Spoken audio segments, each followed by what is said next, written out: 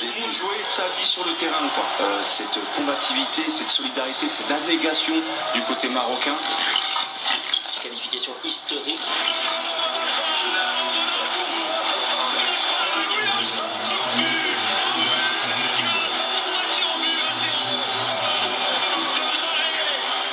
Le Maroc est devenu le premier pays du continent africain à se qualifier pour une demi-finale de Coupe du Monde.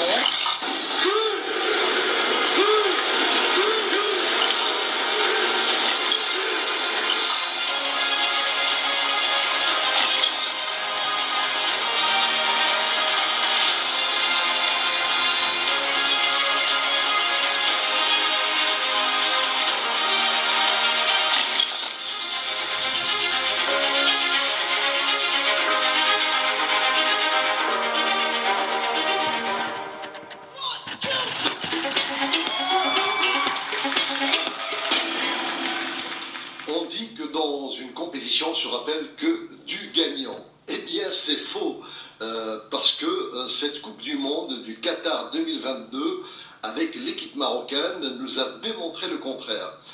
Nous sommes à un peu plus d'un mois de cette compétition de la Coupe du Monde de football. Alors, de qui va-t-on se rappeler ? Alors, bien évidemment, d'ici 4 ans, on va se dire c'est qui le champion du monde. Alors, en se creusant un peu la tête, on va trouver que c'est l'Argentine. C'est presque un non-événement, c'est une 3e étoile pour l'Argentine. L'Argentine a déjà gagné 2 Coupes du Monde, donc c'est pas tout à fait inédit.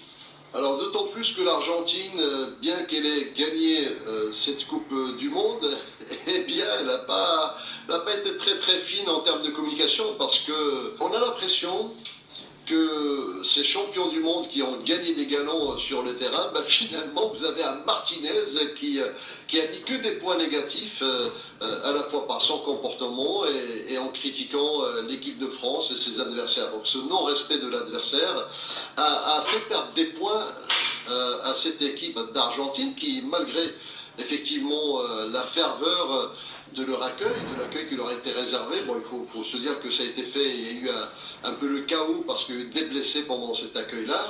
Et puis, on va penser bien sûr à l'équipe de France, mais l'équipe de France a eu un goût amer de cette défaite parce que dès le départ, les Bleus pensaient qu'ils allaient emporter effectivement, et tout le monde d'ailleurs pensait que c'était eux les favoris de cette compétition. En revanche, eh bien, on a été vraiment très enthousiasmé par l'histoire de cette équipe du Maroc. Elle nous a fait vibrer, elle a fait rêver des millions de supporters dans le monde entier, pas seulement au Maroc. Eh bien, figurez-vous que la plupart des télévisions du monde entier se sont détournées de l'accueil des Argentins pour suivre l'accueil de l'équipe du Maroc. Oui, parce que là, on avait vraiment une ambiance de fête et de joie.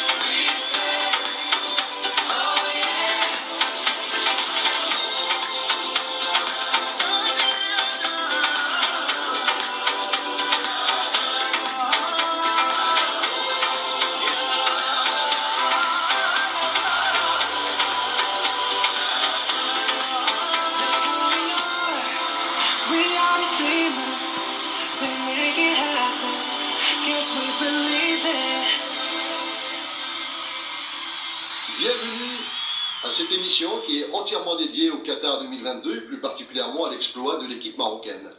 Alors pourquoi ce film, pourquoi cette vidéo? Personnellement, j'ai été très surpris qu'aucune télévision nationale au Maroc n'ait repris cet exploit, ne l'ait relayé, parce que l'audience est assurée, à l'instar de ce qui se fait en France. Vous savez, en France, à chaque Coupe du Monde, maintenant, on a l'habitude de voir un film qui s'intitule « Les yeux dans les bleus ». Malgré le goût amer de cette défaite de la finale, mais faut pas négliger quand même le parcours de cette équipe de France. C'est vrai, il manquait une petite marche, et malgré ça, il y a eu une audience extraordinaire. Alors que le Maroc, c'est quand même un parcours hyper historique. Première équipe africaine dans le carré final, c'est pas arrivé, c'est jamais arrivé en fait. Donc tout simplement, donc je ne comprends pas qu'il n'y ait pas une télévision à la fois nationale. Pourquoi pas une institution, une entreprise? Et là, ils auraient eu une belle opportunité de communication pour doper leur image. Et puis en même temps, pour contribuer à cette image positive que le Maroc a donnée. Voilà, donc j'espère que ce film va combler cette lacune et au passage je remercie tous les youtubeurs, les amateurs, parce qu'il y a plus d'une centaine de séquences amateurs qui composent ce film pour justement faire une synthèse de cet exploit.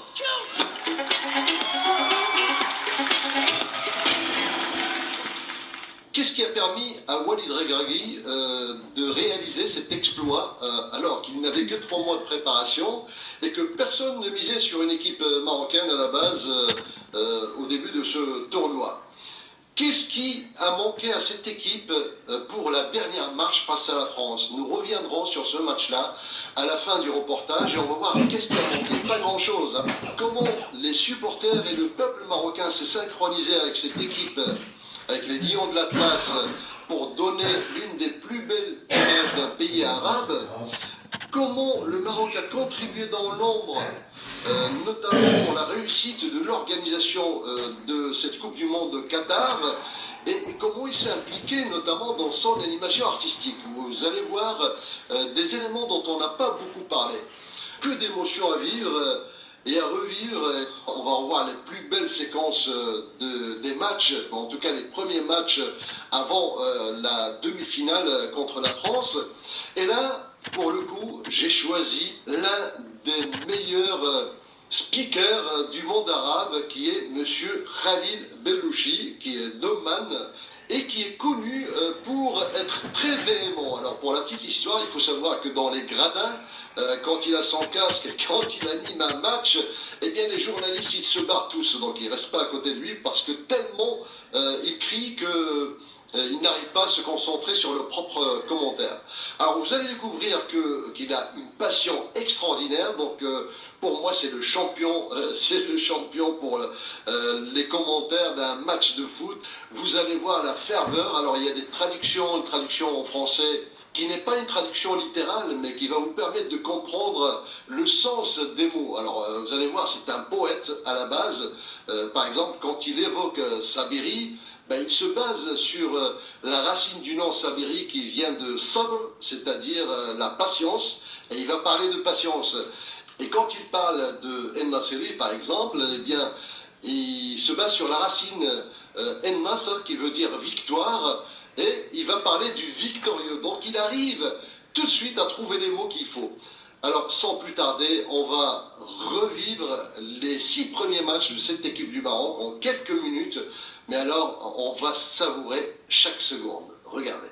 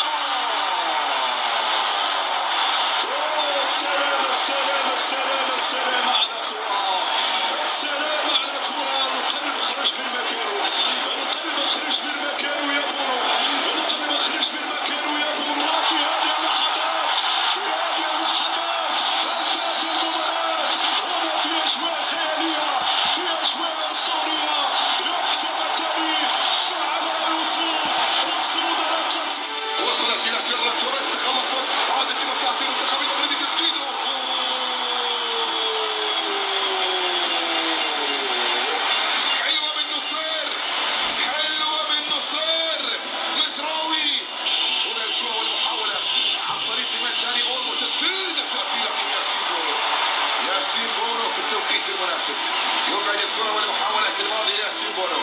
هذه الكرة والمحاولة كانت محاولة للمنتخب الإسباني من هو داخل منطقة الجزاء. الله عليك يا بونو، الله عليك يا ياسين. والآن إمكانية جدا لمصلحة المنتخب المغربي. وصل الكرة.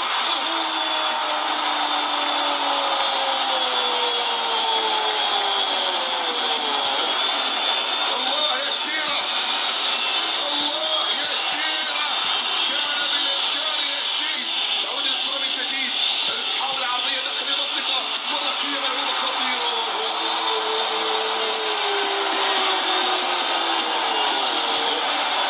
مرت ولله الحمد، مرت ولله الحمد. تتجه في مباراة اليوم عبد المجيد في مواجهة أوناي سيمون. عبد المجيد، عبد المجيد، الله الله الله الله الله الله الله. مواجهة بونو في مواجهة ياسين، ياسين ياسين ياسين ياسين ياسين.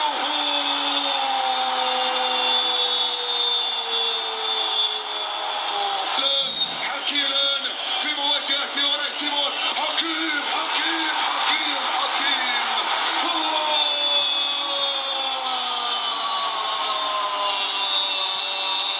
في مواجهة بونو.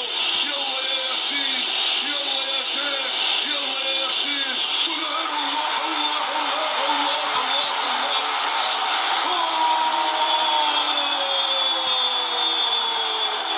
الثالثة يا بدر، الثالثة يا بدر، الثالثة. لا لا لا لا لا لا لا لا لا لا لا لا لا لا لا لا. بدر بنون، طلبتك انك تعيدها يا بونو. بونو بونو.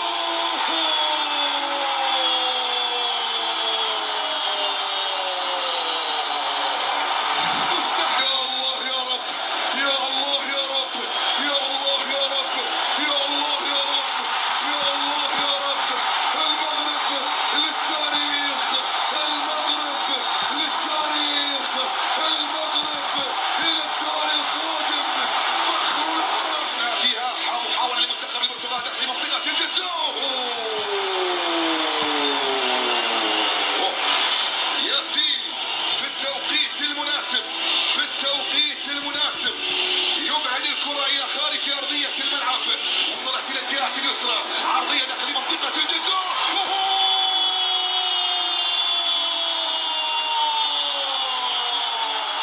مغرب العز بين الأمم، مغرب العز بين الأمم. الصيني، الصيني ينصر دينك يا يوسف، ينصر دينك يا يوسف. أول الأهداف، أحلى الأهداف. محاولة تعود في الجانب المقابل. اصطدمت في العارضة، العارضة العارضة. الحذر دائما الدقائق التي تلي الهدف يشير بالاستمرارية.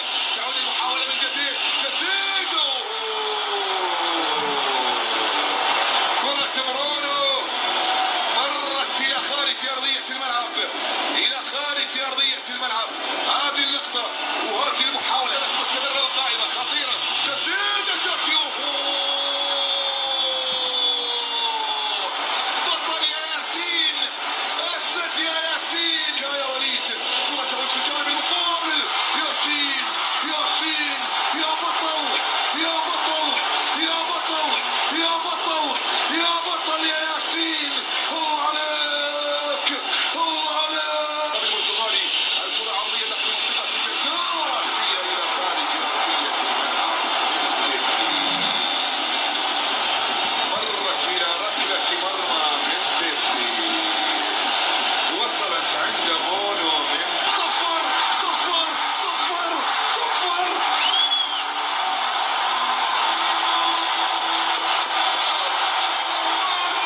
صفر صفر صفر للتاريخ، لكبرياء العرب، لكبرياء العرب، ولأحلام تحولت إلى أنفق وواقع.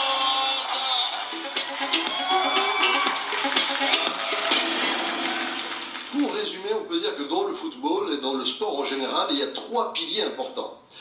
C'est la technique, le physique et le mental. Alors la tactique, ça c'est réservé au coach, donc il peut travailler sur effectivement des séquences tactiques pour l'équipe. Mais ce qui est important, c'est le physique. Alors le physique, ça on n'y peut rien, donc on n'a que 3 mois. Effectivement, il y a toujours des exercices physiques, mais ce qui est fait. La technique, ben, on est joueur parce qu'on a quand même la technique. Eh bien, le mental, et c'est là la clé que Walid va utiliser. Parce que en fait, il s'est rendu compte que c'est peut-être le point où il faut le plus travailler. Il y avait un problème de cohésion d'équipe, rappelez-vous, tous les joueurs n'étaient pas là. Il a dû rappeler des joueurs parce qu'ils ne s'entendaient pas avec l'ancien sélectionneur, notamment Ziyech par exemple.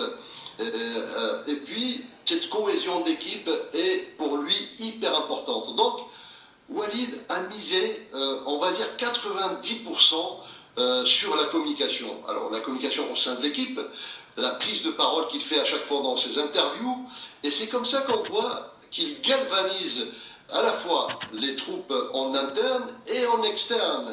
Quand il parle du Maroc, ben, il ne s'arrête pas au Maroc, et il parle des pays arabes, il parle de la Tunisie, de l'Algérie, de l'Égypte, du Moyen-Orient, il parle de l'Afrique. Il a réussi petit à petit à allier tout le continent africain à la cause marocaine dans ce tournoi, et on peut dire que ça lui a réussi parce que c'était une communication positive. Jamais vous ne le verrez en train d'engueuler un joueur, bien au contraire. Quand les journalistes lui posent des questions, eh bien à chaque fois il félicite ses joueurs, il dit ils se sont battus jusqu'au bout avec leurs moyens, donc parce qu'il est conscient qu'on n'a pas forcément les moyens des grandes nations, avec leur tripes, avec leur cœur, avec leur mental. Et puis il était reconnaissant que son équipe l'ait suivi dans sa tactique, dans sa stratégie pour chaque match. Donc au départ on avait pensé qu'il ne faisait que défendre. Eh bien non, on s'est rendu compte aussi que le Maroc s'est attaqué, et que tout ça, ça fait partie d'une tactique. Pourquoi? Et pour gagner. Parce que ça, c'est un point sur lequel il a lourdement insisté. On n'est pas là pour faire de la danse, on n'est pas là pour faire des petites galipettes sur le terrain pour amuser la galerie. Non, on est là pour gagner. Et chaque match, c'est 3 points. Et c'était ça l'objectif qu'il a toujours suivi. Alors, cette équipe marocaine, on peut dire clairement au départ, en tout cas les binationaux et puis le monde entier ne connaissaient pas tous les joueurs qui n'étaient pas forcément des célébrités. Aujourd'hui, la donne a complètement changé. Alors on a découvert effectivement des talents exceptionnels. Quand vous voyez Mrabat, moi les premiers matchs, j'étais impressionné par cette machine de gain. Je me suis dit, mais d'où il sort ce gars-là? À chaque fois, il récupère des balles pas possibles. C'était vraiment un mur. Vous prenez Aguerd et Saïs, ah bah alors là, en termes de défense, on ne peut pas trouver mieux. Donc ils s'entendaient très bien. C'était d'ailleurs le mur qui a été le plus remarqué dès le premier match contre la Croatie, et puis dans le match contre l'Espagne notamment, et tous les matchs qui ont été joués, en tout cas avec cette défense incroyable. Bouffal plus perturbateur que jamais. El Nasseri, eh bien, lui c'est l'attaquant qui a battu tous les records de son en hauteur. Alors il y a Mounir qui a assuré le match quand Bounou, juste avant d'entrer sur le terrain, ne se sentait pas bien, donc il avait dit à Walid, et c'est comme ça que Mounir, il a bien pris la relève dans un match extraordinaire également. Mais si on parle de Bounou, eh bien lui, c'est même pas la peine de dire que c'est l'un des héros de cette équipe, où il a brillé face à l'Espagne lors des séances de pénalty qui aujourd'hui, dans les annales, vous imaginez aucun but encaissé dans une séance de pénalty, en tout cas dans les 3 premiers buts. Incroyable. Et puis, bien sûr, tous les autres joueurs qui se sont donnés à fond, donc même les non-titulaires, on va dire, qui étaient sur le banc, mais qui sont rentrés et qui ont fait le job. Aujourd'hui, je suis en mission. On a envie de rentrer dans l'histoire. Pour le Maroc, pour l'Afrique, pour le Maghreb aussi, pour nos frères aussi, Algériens, Tunisiens, Égyptiens, Libyens, pour l'Afrique subsaharienne, pour tous ceux qui ont rêvé un jour de voir l'Afrique en demi-finale ou en finale de Coupe du Monde. On a l'opportunité là, il faut pas la gâcher. J'ai pas envie qu'on attende 40 ans après pour qu'une équipe africaine ait la chance et qu'il y ait la même conférence de presse dans 40 ans et qu'on dise vous pouvez passer. Non, on a l'opportunité demain de rentrer dans l'histoire, de ramener une équipe africaine en finale de Coupe du Monde. Parce que je vois depuis 2-3 jours, on a envie d'être satisfait et de dire quoi qu'il arrive, on aura réussi notre mondial. Et je veux changer ça pour créer la surprise demain, comme on l'a fait contre la Belgique, la Croatie, l'Espagne, le Portugal. Alors on tombe sur la meilleure équipe du monde, mais peu importe, aujourd'hui on est vraiment concentré et on a une énergie qui va être extraordinaire, qui va nous pousser demain pour rééquilibrer un peu les débats.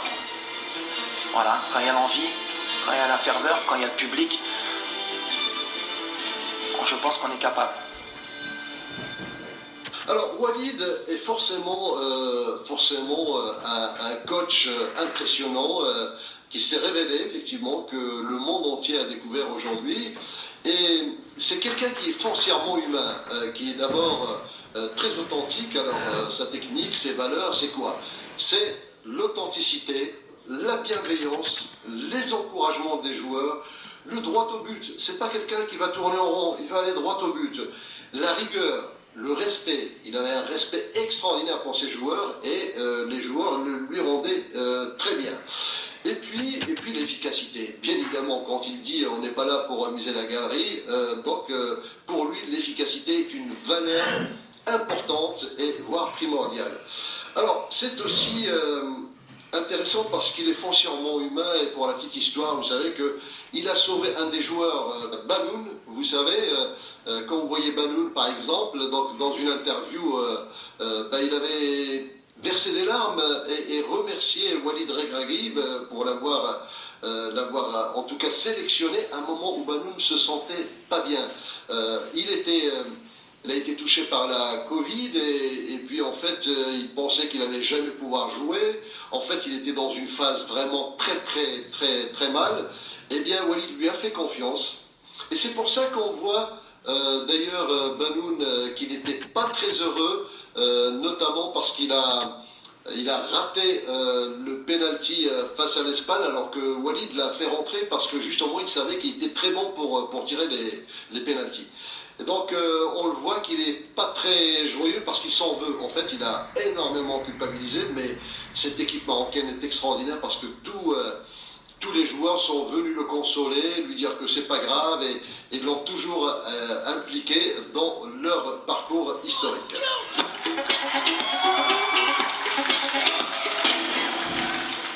Comment le Maroc a réussi à séduire le monde entier et à conquérir les cœurs?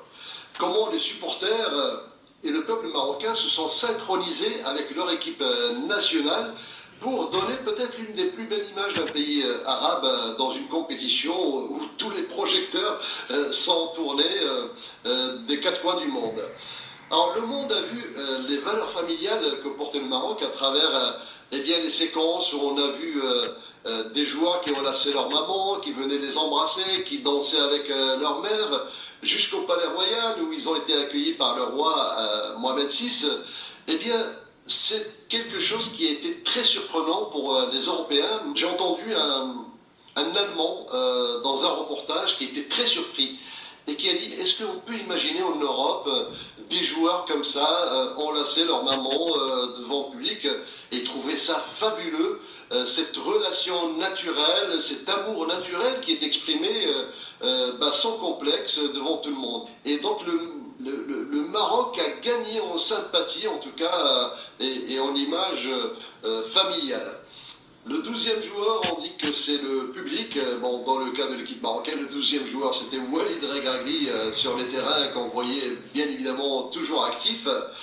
Eh bien, le 12e joueur, c'est le public, ce sont les supporters marocains, mais aussi qui avancent, qui donnent une belle image sur le terrain.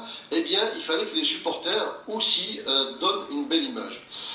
Lors des premiers matchs, notamment le match contre la Belgique, on le sait, il y a eu des incidents en Belgique, mais en fait, quand il y a eu enquête, on s'est rendu compte qu'il n'y avait pas beaucoup de Marocains dans ces incidents. C'était une opportunité pour des groupuscules qui ont voulu foutre la zizanie D'ailleurs, les incidents ont commencé avant la fin du match contre la Belgique, donc ça montre que l'hypothèse, c'est qu'ils se sont dit de toute façon les Marocains ils allaient perdre et on va faire de la casse pour salir un peu l'image de ces Marocains et se dire voilà, les Marocains sont nerveux. Eh bien non, c'était des groupuscules, c'était pas des Marocains. Preuve en est des supporters marocains, notamment en Belgique, qui se sont organisés pour aller nettoyer les rues après ces incidents. Cette action de nettoyage s'est d'ailleurs prolongée dans les gradins et à chaque fois qu'il y avait l'équipe marocaine qui jouait, on voyait des supporters marocains qui passaient dans les gradins pour les nettoyer. Donc ils ont suivi l'exemple des Japonais et des Tunisiens qui l'ont fait, mais ils ont trouvé que cette action va toujours dans le sens de montrer une belle image du Maroc avec son équipe, mais aussi avec son peuple et ses supporters. Et puis, vous avez certainement vu cette séquence qui passait un peu à la trappe, où on voit dans les gradins donc des supporters qui sifflaient, qui allaient siffler la Marseillaise, et on voyait des Marocains qui les empêchaient de siffler, et qui même applaudissaient les Bleus par respect, parce qu'ils voulaient absolument que le Maroc soit respectueux de l'adversaire. Il y a eu même des Marocains, quand il y avait la défaite du Maroc face à la France, eh bien, qui ont été fair play, qui ont félicité les Bleus et qui ont dit non seulement on les félicite, mais maintenant on va les supporter. Voilà une image qui est complètement cohérente entre une équipe, ses supporters et ce peuple marocain quand même qui est extraordinaire.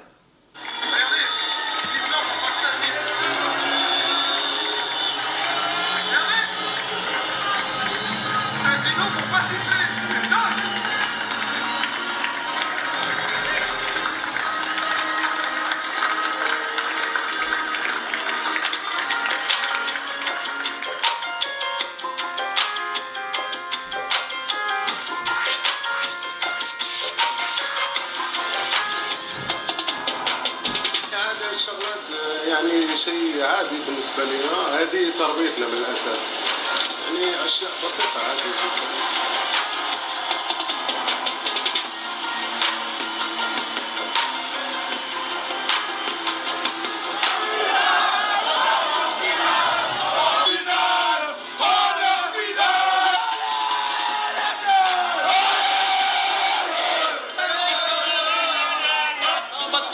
On est parti jusqu'en demi-finale, on a fait un parcours de combattants, on est fiers, on est tombé sur une équipe forte de la France. Bonne chance à la France en finale, c'est une belle équipe et j'espère qu'ils vont aller jusqu'au bout. Allez. Je suis un Marocain, je fais partie de mon peuple, mais ça n'empêche rien car nous aimons bien le peuple français. Félicitations à lui en espérant qu'il va prendre la Coupe du Monde et ça nous fait plaisir, vraiment. C'est magnifique d'arriver en demi-finale. On aurait voulu partir en finale et être représenté par la France. Et c'est la France qui va nous représenter aujourd'hui et c'est tout aussi magnifique. C'était bien dommage mais c'est pas grave, ils ont bien joué mais on n'avait pas de chance. Du coup on va souhaiter une bonne chance pour l'équipe française et à la prochaine fois Inch'Allah on aura les gagnants. C'était difficile de choisir un peu? Bah oui parce que c'est genre j'ai entre mon père et ma mère littéralement. Pour les deux parce que les Marocains ils ont réussi à faire quelque chose qui n'avait jamais arrivé en Afrique. C'est-à-dire qu'ils sont arrivés jusqu'en demi-finale. On n'a pas pu la voir, on a bien joué, on a bien défendu et franchement on sort la tête haute. On sort la tête haute, fiers d'être marocains, fiers du travail qu'ils ont fait et fiers pour le continent africain. C'est un moment historique et bonne chance à la France.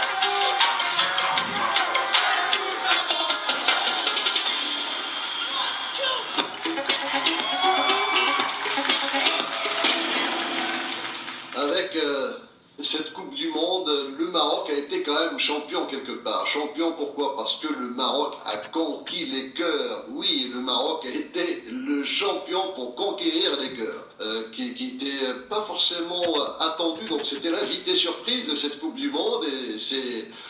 Comme disait Walid Regragui, c'est le petit poussé qui est arrivé et puis qui a perturbé un petit peu toute cette compétition, il l'a complètement révolutionné. On va voir pourquoi et ce qui a changé justement dans les mentalités.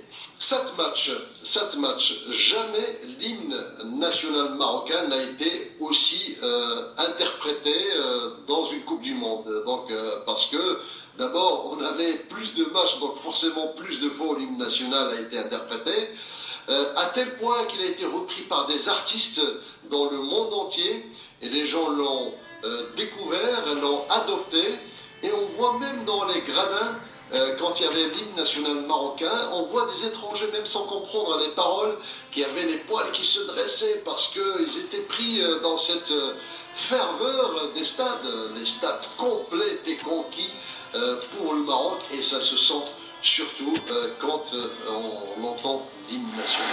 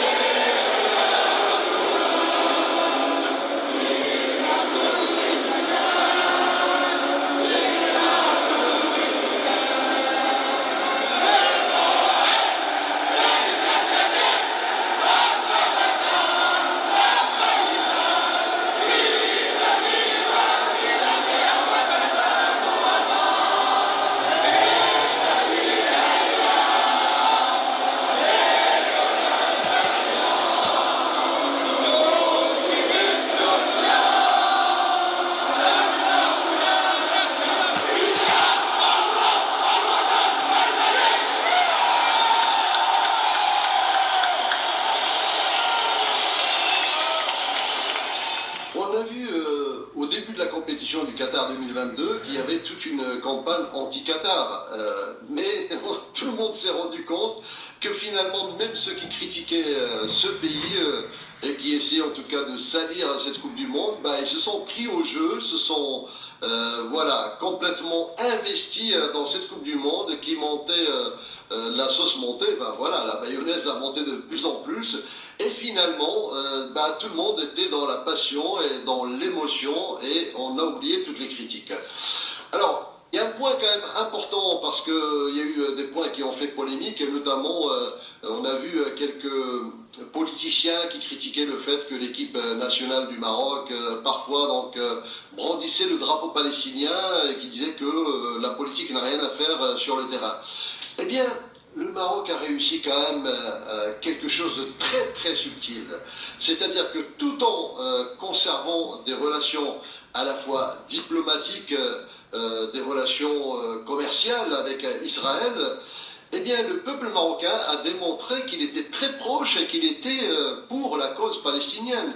Et ça, je crois qu'il n'y a que ce pays-là qui arrive à imposer cet équilibre pacifique, parce que le Maroc est d'abord un royaume très pacifique, même s'il a de quoi se défendre, donc il reste dans l'esprit très pacifique. Et ça, on a vu énormément de Palestiniens qui ont été vraiment touchés par cette équipe marocaine, par les supporters marocains qui brandissaient effectivement les drapeaux palestiniens pour dire « on est avec vous, on ne vous a pas oublié ». D'ailleurs, sur les terrains, sur les matchs du Raja à Casablanca, il y a des chants qui sont faits spécialement pour les Palestiniens, et le peuple marocain a toujours été pour la défense de ceux qui souffrent, de ceux qui n'ont pas les moyens, des plus faibles quelque part, et tout en gardant quand même une ouverture sur le monde. C'est peut-être le Maroc avec cette position, avec cette subtilité, c'est peut-être le pays le plus approprié pour jouer le médiateur dans ce conflit israélo-palestinien qui dure depuis des années, voire plus d'un siècle. Plus que l'Amérique en tout cas. Pourquoi? Parce que c'est un pays qui reste toujours ouvert à toutes les populations. C'est un pays d'ailleurs cosmopolite. et il l'a prouvé une fois de plus sur le terrain. يلا عليك القلب حزين وهذه سنين تدمع العين ليه يا حبيبة يا فلسطين يا وين العرب نايمين يا زينة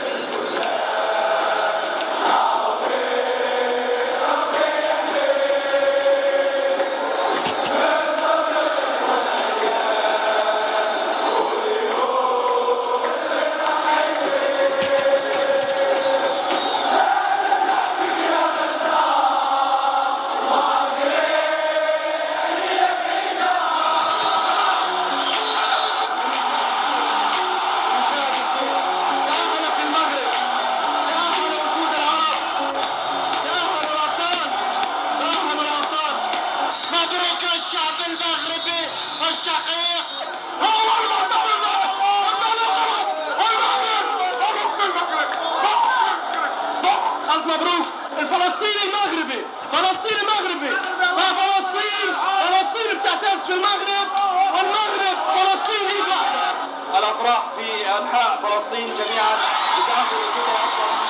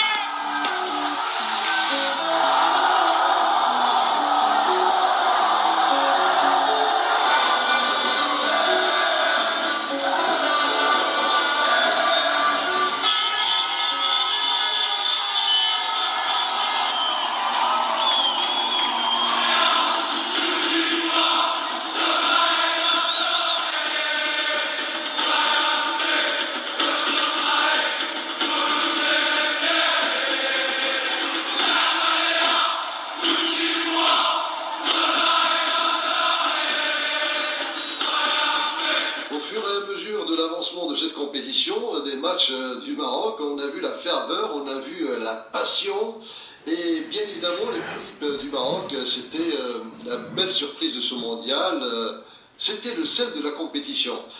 Je crois que c'est dans une finale où un commentateur avait dit cette équipe du Maroc nous manque déjà. Bah oui, parce qu'il y avait quand même de l'adrénaline, il y avait quand même, tout le monde était derrière elle et elle a conquis les cœurs du monde entier. Alors même des célébrités qui, vous savez, les Américains, il y a beaucoup d'Américains qui ne connaissaient pas le Maroc et qui le confondent avec Monaco. Eh bien maintenant ils savent où est-ce que ça se trouve. Donc vous imaginez Elon Musk qui félicite l'équipe marocaine. Vous avez Shakira qui a lancé un message pour dire voilà, l'Afrique est en marche aujourd'hui. Donc Antonio Banderas qui, malgré le goût amer de la défaite de l'Espagne, eh bien, il a félicité cette équipe marocaine qu'il a complètement séduit et surpris. Vous avez David Beckham et puis le roi du football qui est le roi Pelé. Et c'est peut-être son dernier témoignage avant sa mort qui a quand même adressé un message de félicitations à cette équipe du Maroc en félicitant ces lions de l'Atlas d'avoir porté haut et fort les couleurs de l'Afrique. Et ça, c'est une très bonne chose pour le football mondial.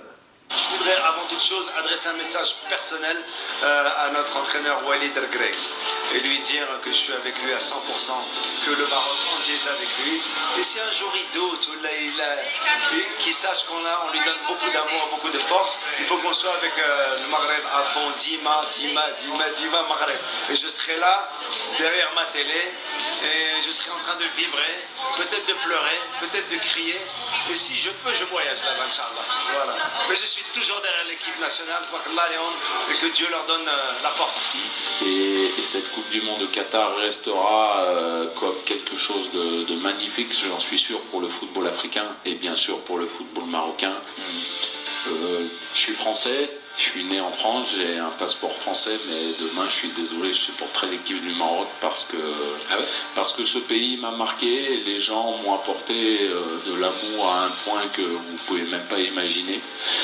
Et j'ai reçu tellement de choses que je partage un peu leur joie aujourd'hui, tout en restant en retraite parce que j'ai simplement eu la chance de travailler avec eux et je leur souhaite le meilleur du monde pour demain. I think, being in the stadium when Morocco are playing, it's a special atmosphere.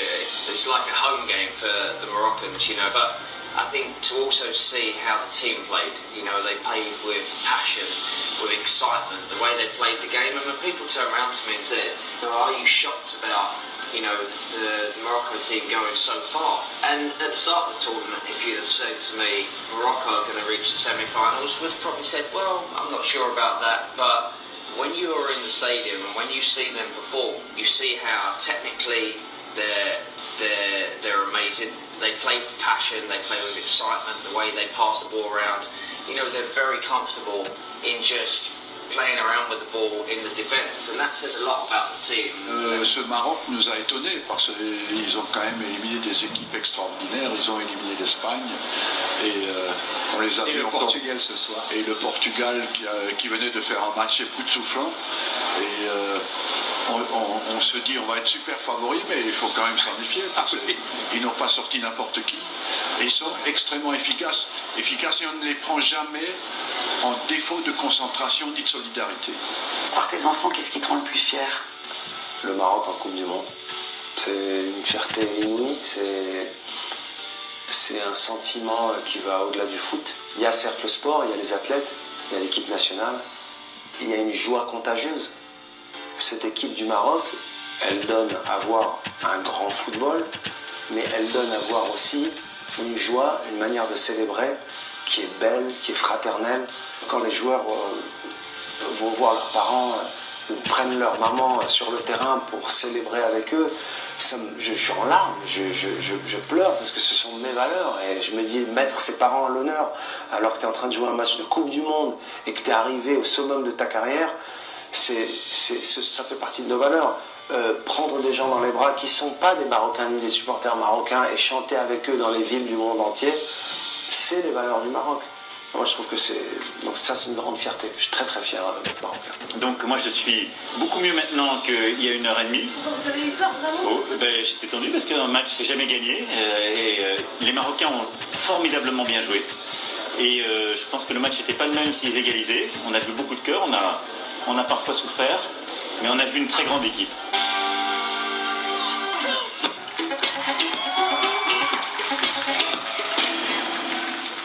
Revenons quelques minutes sur le match de cette demi-finale du Maroc contre la France. Qu'est-ce qui a manqué au Maroc pour aller jusqu'au bout de ce conte de fait? Eh bien, on peut dire que le Maroc n'était pas dans sa plus belle version, donc parce qu'il y avait beaucoup de blessés, parce qu'il y avait de la fatigue. Alors on peut dire la même chose pour la France, mais la France, vous savez, le banc des 26 joueurs français, Didier Deschamps avait beaucoup de choix, et donc alors que Walid Regragui devait composer avec ce qu'il avait comme joueur disponible, et en tout cas valide. Saïs, donc il a tenu alors qu'il était déjà pas bien, mais il n'a pas tenu beaucoup. Donc finalement, les premières minutes, on a vu cette défense, vous imaginez, parce que le Maroc a justement surpris. Il a surpris grâce à sa défense. Dès le match contre la Croatie, dès les premiers matchs, notamment contre la Belgique, et cette défense, elle est composée avec quand même des guerriers que sont Gerd, que sont Seyss, Mazraoui. Bien imaginé que ce match contre la France, ils étaient forfaits. Donc forcément, ça laisse de l'espace. Alors il y a ça, mais il n'y a pas que ça. Il y a aussi, on a oublié qu'il manquait un grand joueur de cette équipe nationale qui s'est blessé juste quelques jours avant de venir à cette Coupe du Monde du Qatar.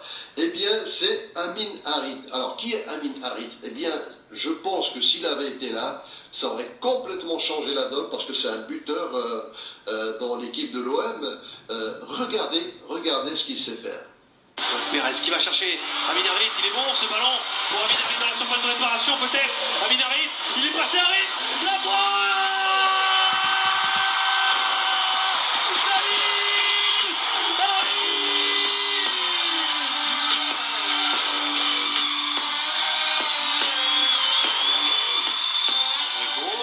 Le petit festival d'Amin Harit qui nous régale.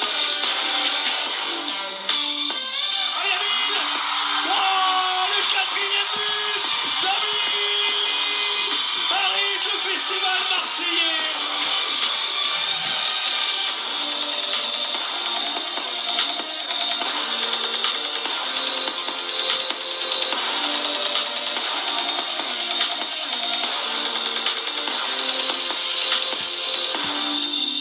Il est passé Gerson, il arrive, allez vous frapper, Gerson, allez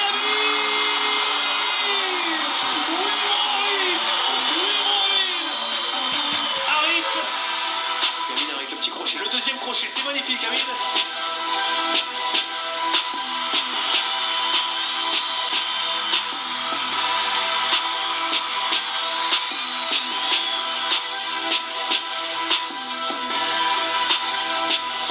Faut s'appliquer, Gerson, faut s'appliquer.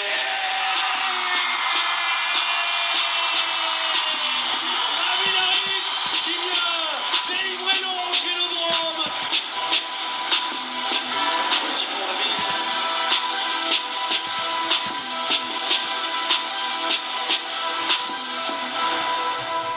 On imagine bien donc Amin Harit dans cette équipe, ce qu'il aurait pu faire au niveau de l'attaque, et on imagine que si on avait effectivement tous les défenseurs qui étaient valides au niveau de la défense, que ça aurait fait. Et puis n'oublions pas qu'il y avait eu quand même 2 pénaltys qui ont été même reconnus par la FIFA, qui n'ont pas été donnés en tout cas par l'arbitre.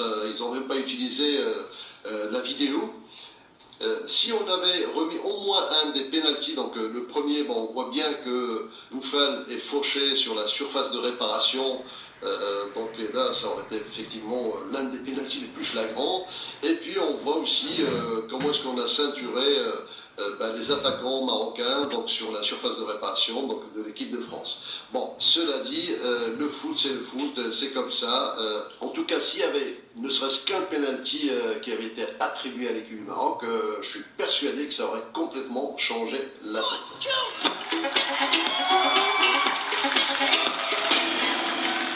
Walid voulait changer les mentalités, donc il ne cessait de le dire, et on peut dire qu'il a réussi parce qu'aujourd'hui, l'image du football africain, en général, elle a été complètement modifiée. D'ailleurs, ça va donner encore plus de poids avec la prochaine Coupe du Monde 2026, puisque les équipes africaines vont passer de 5 équipes à au moins 10 équipes qui vont représenter le continent. Alors forcément, ça donne plus de chances à l'Afrique de briller sur ce tournoi qui est suivi par le monde entier. Je pense aux dernières nouvelles, l'équipe du Maroc, alors on ne sait pas si c'est vérifié, a été même invitée pour participer à la Copa América. C'est dire l'image qu'ont donné ces Lions de l'Atlas au niveau du sport, mais au niveau aussi des différentes nations. On peut dire que le regard a changé, parce qu'effectivement, Walid ne cessait de répéter qu'il faut qu'on joue à part égale, avec les mêmes armes. On n'est plus là juste pour amuser la galerie, non, il faut qu'on joue de la même manière que les autres, qu'on tienne compte d'eux. Il y avait bien sûr Walid, l'équipe nationale, le staff, la fédération, le roi, mais aussi il y a eu d'autres acteurs marocains qui ont contribuait notamment à l'organisation du Qatar. Il faut savoir que le Maroc a envoyé 600 agents de sécurité qui ont assisté effectivement les autorités du Qatar pour tenir cette Coupe du Monde où il n'y a pas eu un seul couac. Donc dans pas mal de Coupes du Monde, on a vu des hooligans, eh ben, on ne l'a pas vu dans le Qatar, donc ça s'est plutôt très bien passé.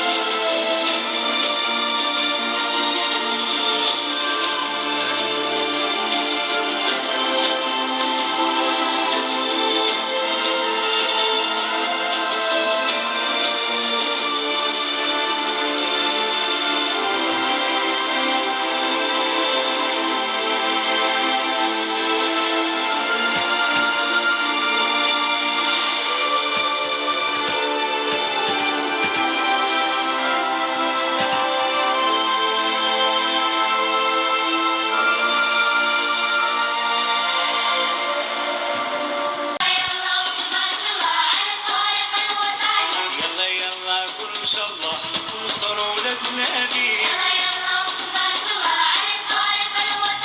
يلا يلا قول ان شاء الله صاروا دلاني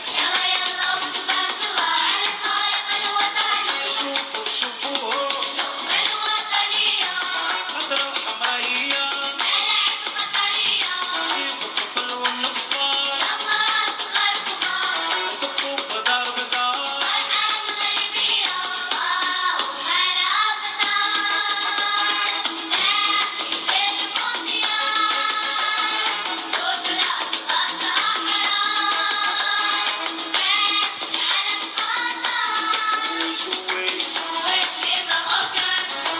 فوزي لقشع جامعة المع بحر القرادي فرح الدراري وكونوا تما حارس المرمى حكيمي خفيف عالكبير يلا قول ان شاء الله صاروا للنادي شوفوا شوفوا